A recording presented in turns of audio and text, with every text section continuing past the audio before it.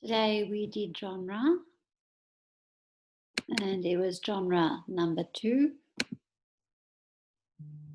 and today is the 15th of August. So we did this today. I'll show you. We finished off the book on genre and we went through the assignment and I gave them some homework.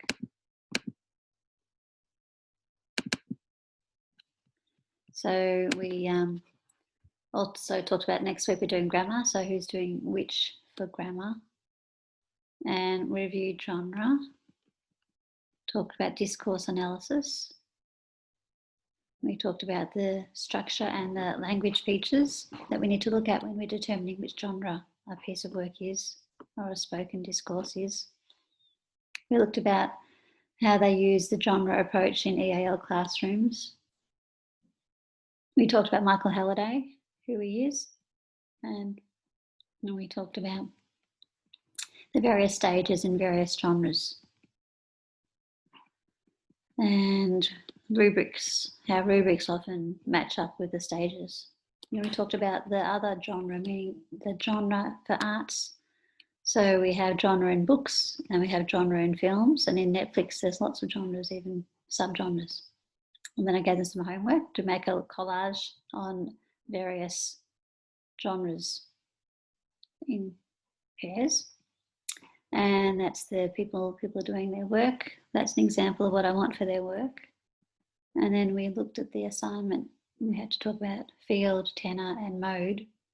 Field, the subject, the tenor, relationship between the two or three, whoever's communicating, and the mode, if it's formal, informal, spoken or written, and real place or real space or not real space, as well as real time or not real time. So we went through some examples.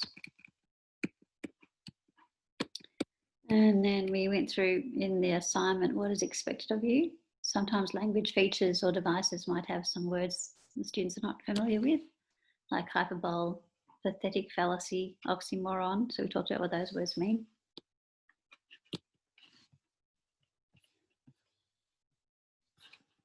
And then we went through the grammar part of the assignment where we have to talk about what grammar these particular underlined words are, what they entail.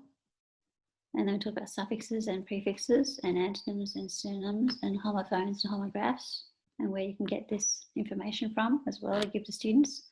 And then this is past perfect meant to be. So that one there, while, past continuous, past simple, present perfect. And about this one's talking about pronouns. And then we have this one here.